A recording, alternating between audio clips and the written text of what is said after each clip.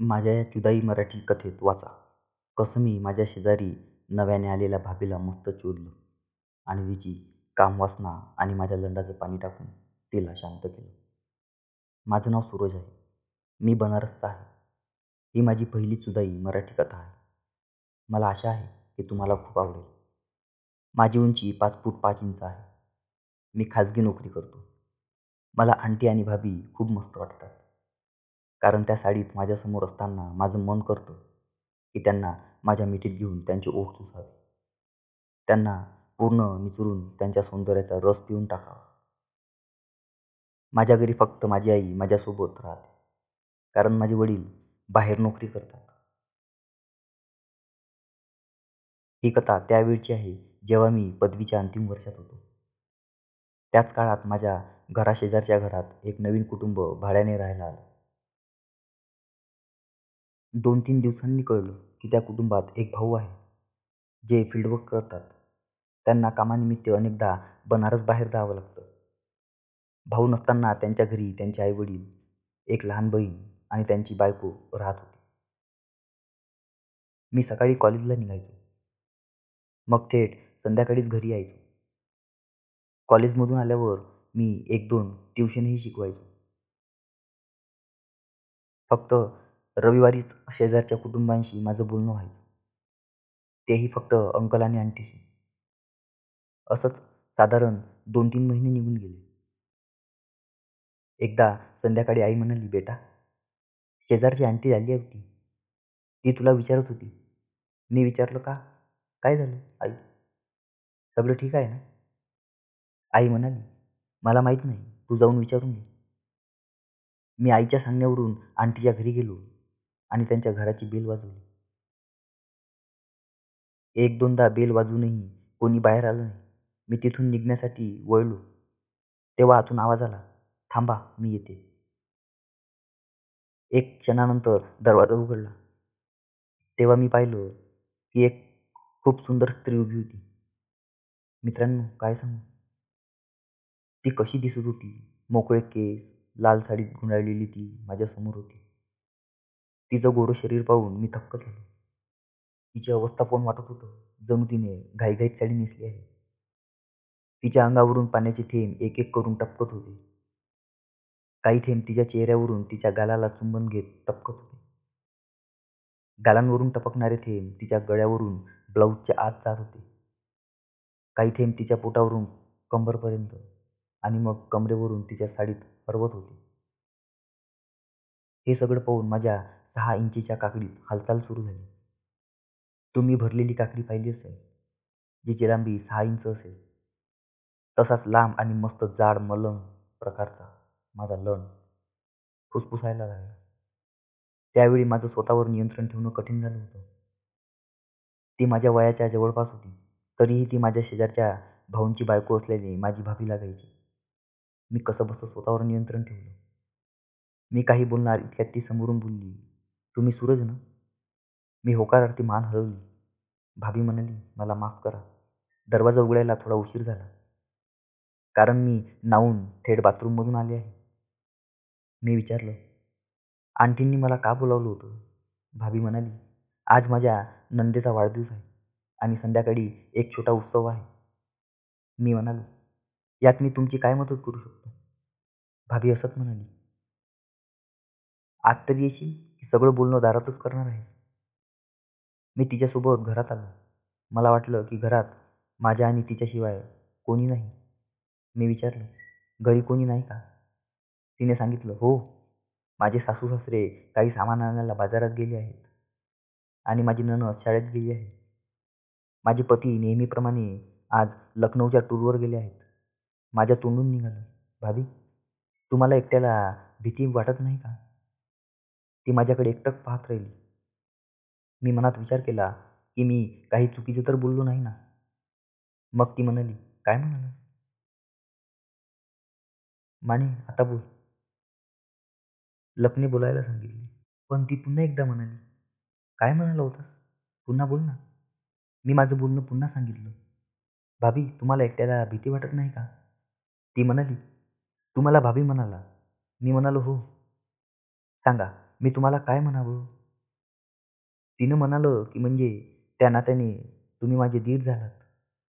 हे ऐकून मी थोडा शरारती अंदाजात म्हणालो, तुम्ही इतक्या तरुण दिसता माझ्याच वयाच्या. आता मी तुम्हाला आंटी तर म्हणणार नाही ना. तर तुम्हीच सांगा मी तुम्हाला काय म्हणावं? तुम्ही जे सांगाल मी तसं बोलवेन.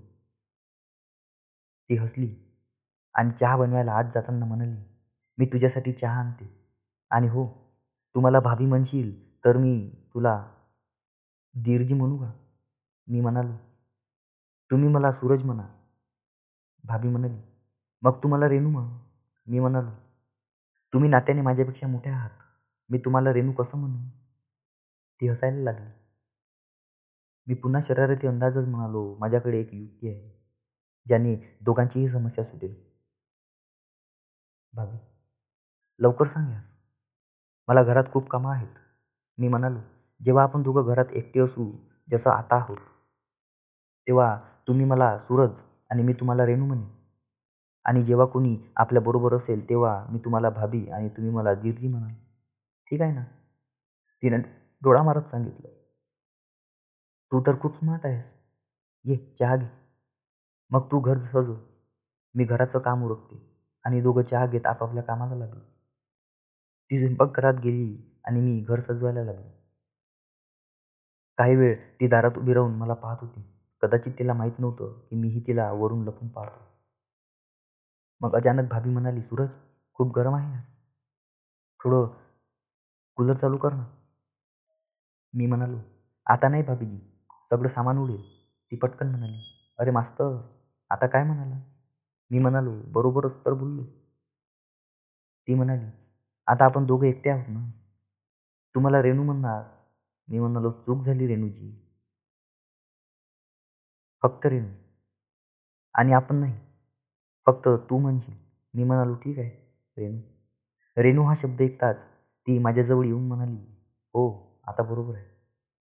हे बोलताना रेणू भाभीने माझ्या पायावर हलकी चिमटी काढली आणि हसत स्वयंपाकघरात गेली. मग थोड्या वेळाने अचानक स्वयंपाकघरातून आवाज आला, "सूरज, लवकर इकडे ये." मी धावत गेलो. तर पाहिलं की ती स्वयंपाकघराच्या एका कोपऱ्यात पडली होती. मी विचारलं, "अरे रेणू, काय झालं?" तिने सांगितलं की यार एक मोठा उंदीर माझ्यावर उडी मारला. म्हणून मी पळाले आणि दाराला माझ्या पायाला लागलो. मी म्हणालो, "अरे यार, किती भित्रट आहेस. आता तू ठीक आहेस ना?" ती म्हणाली, "मला उठताच येत नाही. प्लीज माझी मदत कर ना." मी भाभीला हाताने पकडून उठवायला लागलो. ती कणत म्हणाली, "मी उठूही शकत नाही, तर चालणं तर दूरच आहे." मी पुन्हा भाभीला माझ्या खांद्याच्या आधाराने उठवायला लागलो. मी अशा प्रकारे भाभीला उठवलं की तिचा डावा हात माझ्या गळ्यावर आणि माझा डावा हात तिच्या उजवा हात पकडत होता. माझा उजवा हात तिच्या कमरेवर होता. काय मस्त पातळ आणि गोरी कंबर होती. मनात आलं की एकदा जोरात दाबावी, पण त्यावेळी तिच्या अवस्थेची कीव आली. अशाच काही पावलं चालताच मी पुन्हा सोफ्यावर बसली आणि म्हणाली, "आता चालतच नाही आणि खूप गरमही वाटतंय." मी म्हणालो, "तुम्ही आत खोलीत चला, मी कूलर चालू करतो." भाभी आली, "खूप दुखतंय. आता तरलही चालता येत नाही." मी पटकन म्हणालो, "मग तुम्हाला?" गोद्यात उचलून भाभी जणू काही आज बोलाची वाट पाहत होती. ती पटकन म्हणाली, "तू मला उचलशील?" मी म्हणालो, "हो, का नाही? भिनलं तर उचलं. तर तू मला माझ्या पलंगापर्यंत नेऊ शकशील का? आणि तू मला उचललं तर मी संध्याकाळी तुला एक भेट देईन. पण ही गोष्ट तू सगळ्यांना सांगायचं नाही." मी बोलणं समजून घेतलं आणि सांगितलं, "ठीक आहे. पण तुम्हीही कोणाला सांगू नका." ती हसत म्हणाली, "मी कोणाला का सांगणार आहे?" हे ऐकून मी तिला अशा प्रकारे गोदात उचललं, की माझा उजवा हात तिच्या गोल-गोल नितंबाजवळ आणि दुसरा हात तिच्या मऊ मुलायम पाठीजवळ आला. माझं तोंड तिच्या छातीच्या अगदी समोर लागलं होतं. भाभी ही मला एकदम चिकटली. जसजसं मी तिला खोलीकडे नेत होतो, तसतसे माझे हात कधी तिच्या नितंबांना दाबत, तर कधी तिच्या पाठीला हलकेच चोळत. जेव्हा मी माझे दोन्ही हात घट्ट करायचो, तेव्हा माझं तोंड भाभीच्या छातीत दबायचं. आणि भाभीही माझं डोकं पकडून आपल्या छातीत दाबायला लागायची. भाभी माझं डोकं आपल्या मम्म्यावर दाबत म्हणायची, "तू मला पाडू नकोस, म्हणून मी तुझं डोकं पकडलं आहे." हे बोलताना भाभी माझं तोंड आपल्या ब्लाऊज आणि साडीच्या आचलवर घट्ट रगडायची. माझी तर वाईट अवस्था झाली होती. एक तरुण, सुंदर भाभी माझ्या गोदात होती.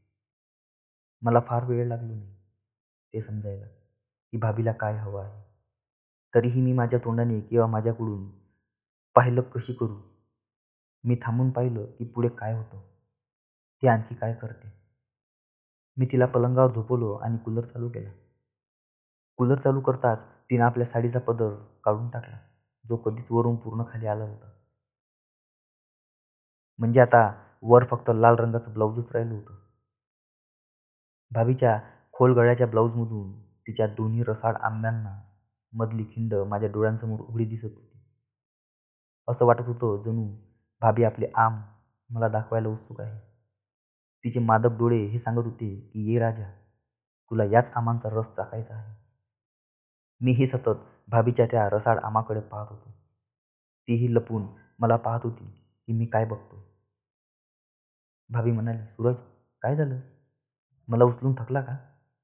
काही पिणार? माझ्या मनात आलं की सांगावं, हो, तुमच्या आंबाचा रस थोडा मिळाला तर माझा थकवा दूर होईल. पण मी असं काही बोललो नाही. उलट मी तिलाच विचारलं, आता सांगा माझी भेट कुठे आहे? मी तुम्हाला गोदात इथपर्यंत आणलं आहे. भाभी हसत म्हणाली, संध्याकाळी ये. मी तुला भरपूर इनाम देईन. मला तर समजलं होतं की भाभी मला काय इनाम देऊ शकते.